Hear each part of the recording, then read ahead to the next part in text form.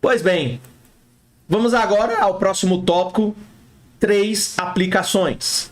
Então, agora que desenvolvemos a teoria básica da teoria da escolha do consumidor, então, o que vimos até agora são as questões básicas, né? Então, restrição orçamentária, a curva de indiferença e os mapas de indiferença, a otimização, que é colocar no mesmo plano cartesiano a curva de indiferença, a restrição orçamentária, analisar os movimentos que podem existir, então, deslocamento e rotação da restrição orçamentária. Você pode ter mudanças na renda e mudanças nos preços dos produtos e, consequentemente, você vai ter os vários comportamentos diante aí desta curva, diante aí, no caso, deste gráfico que reflete a otimização do consumidor. Então, agora que desenvolvemos a teoria básica da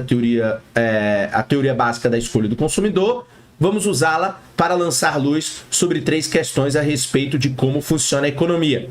Essas 3 questões elas podem de início parecer não estar relacionadas, mas como cada questão envolve a tomada de decisões pelas famílias, podemos abordá-las como o modelo de comportamento do consumidor que nós acabamos de desenvolver. Então, a primeira questão: todas as curvas de demanda elas têm inclinação negativa? Então, todas as curvas de demanda, elas possuem inclinação negativa? Vamos ver esse primeiro aspecto. Normalmente, quando o preço de um bem aumenta, as pessoas compram menos desse bem. O preço aumenta, compra menos. Esse comportamento usual, denominado lei da demanda, que a gente viu lá nos capítulos introdutórios do livro do Menkil, se você quiser, pode retornar lá as primeiras aulas, né? Enfim, os primeiros 5, 6, 7 capítulos, você vai ver lá essa denominada lei da demanda. Se reflete, portanto, na inclinação negativa da curva de demanda. Como assunto de teoria econômica, entretanto, as curvas de demanda podem, em alguns casos, ter inclinação positiva. Em outras palavras, os consumidores podem, às vezes, violar a lei da demanda e comprar maior quantidade de um bem quando o seu preço aumenta. Para ver como isso pode acontecer, considere a figura número 12. Nesse exemplo, o consumidor compra 2 bens, carnes e batatas. Inicialmente, a restrição orçamentária é a linha que vai do ponto A ao ponto B. O ótimo é o ponto C. Quando o preço das batatas aumenta, a restrição orçamentária se desloca para dentro e passa a ser a linha que vai do ponto A ao ponto D. O ótimo é agora o ponto E. Observe que o aumento do preço das batatas fez que o consumidor passasse a comprar uma maior quantidade delas. Então, aumentou o preço das batatas, você passa a comprar uma quantidade maior delas.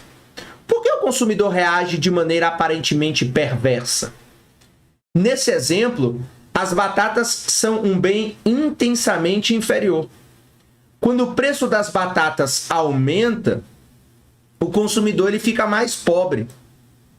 O efeito renda faz que o consumidor deseje comprar menos carnes e mais batatas. Ao mesmo tempo, como as batatas elas se tornaram mais caras em relação à carne, o efeito substituição faz com que o consumidor deseje comprar mais carnes e menos batatas. Nesse caso particular, contudo, o efeito renda é tão forte que supera o efeito substituição. No fim, o consumidor responde ao maior preço das batatas, comprando menos carne e mais batatas. Os economistas usam a expressão chamada de bem de Giffen para descrever um bem que viola a lei da demanda. E a expressão ela vem aí do economista Robert Giffen, que foi o primeiro a observar essa possibilidade. Então, o que é que a lei da demanda tradicional fala? Preço do produto aumenta, demanda cai. Preço do produto cai, demanda aumenta. Mas, quando eu tenho um bem de Giffen, ele viola essa lei da demanda. Então, o preço de um bem aumenta, como aqui o caso batata, o consumo de batata aumenta, portanto, a compra de batata aumenta. Então, é um bem para o qual um aumento no preço, ele provoca um aumento na quantidade demandada. Neste exemplo, as batatas elas são bens de Giffen. Então, os bens de Giffen, portanto, são bens inferiores. Portanto, quanto mais rico a gente fica, menos a gente consome, para os quais o efeito renda domina o efeito substituição. Portanto, suas curvas de demanda têm inclinação ascendente e não inclinação descendente, como manda a lei da demanda. Então, bens inferiores, eu tenho a situação em que minha renda aumenta, meu consumo diminui.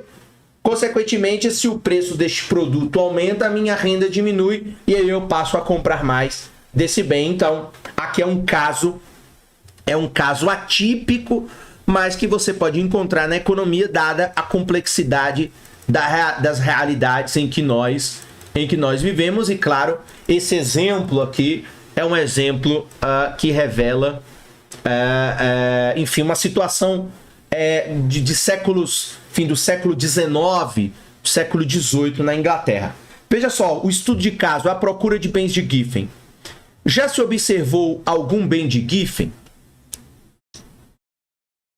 Alguns historiadores eles sugerem que as batatas elas foram efetivamente um bem de Giffen durante sua escassez na Irlanda do século XIX. As batatas eram uma parte tão grande da dieta do povo que quando seu preço aumentou, o efeito renda foi enorme.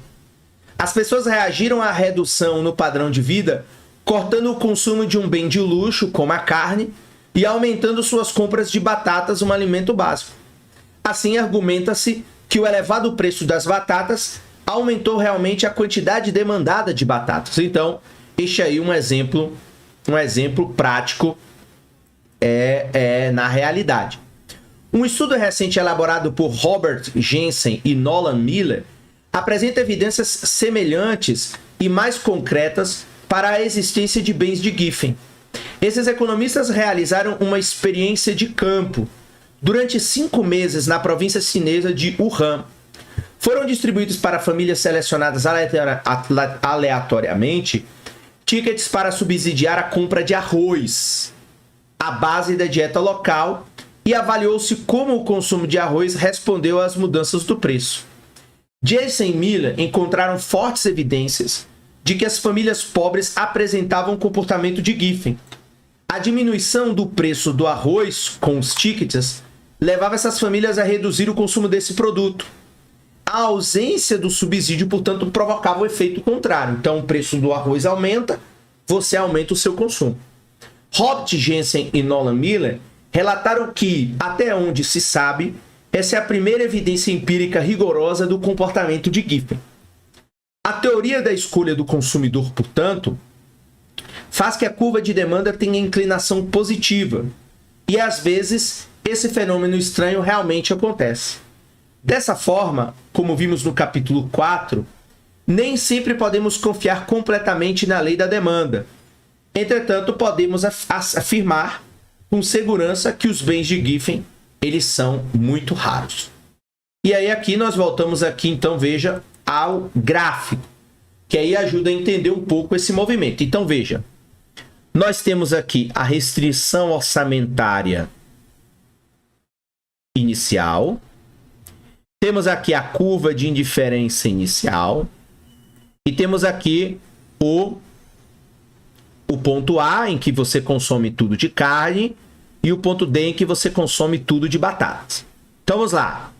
Um aumento no preço de batatas provoca uma rotação da restrição orçamentária para dentro. Opa, eu já fiz aqui errado, vamos voltar aqui. Eu não me atentei. Então aqui, na verdade, ó, nós temos... Opa, deixa eu voltar aqui, eu fiz errado mesmo. Então aqui, nós temos aqui a restrição orçamentária original. Eu não tinha me atentado aqui. As cores, né? Então, voltando, esquece aí o que eu mexi no gráfico. Eu já voltei aqui, inclusive, as marcações no capítulo. Então, veja, nós temos aqui a restrição orçamentária inicial e a curva de indiferença inicial. Então, veja, neste ponto C, nós temos lá o preço ainda ótimo com preço de batatas baixo. Mas veja, um aumento no preço da batata vai provocar uma rotação na restrição orçamentária para dentro. Então eu tenho aqui a minha restrição orçamentária ela vai fazer uma rotação para baixo, uma rotação para dentro, uma rotação para a esquerda. E aí eu vou ter esta nova restrição orçamentária. Eu vou ter esta nova restrição orçamentária. Mas como as batatas são bem de Giffen, então, nesta nova curva de indiferença, eu vou procurar uma cesta em que, na verdade, eu aumente o consumo de batatas. Então, um aumento no preço de batatas provoca uma rotação da restrição orçamentária para dentro. E o segundo movimento é que o que aumentará o consumo das batatas se elas forem um bem de Giffen. E aí eu aumento. Então, veja, eu saio aqui do ótimo com preço baixo das batatas e venho para nesta nova restrição orçamentária, com esta nova curva de indiferença, eu tenho este ótimo com preço alto das batatas, que seria o ponto E. Então, eu aumentei o preço das batatas aqui. Então, eu saio da cesta C, venho para a cesta E na nova restrição orçamentária e na nova curva de indiferença para baixo, mas ainda que tenha ficado caro, eu não diminuo meu consumo, eu aumento o meu consumo, revelando, portanto, aí um bem de Giffen. Então, neste exemplo, quando o preço das batatas aumenta, o ótimo do consumidor desloca-se do ponto C para o ponto E, o ponto E.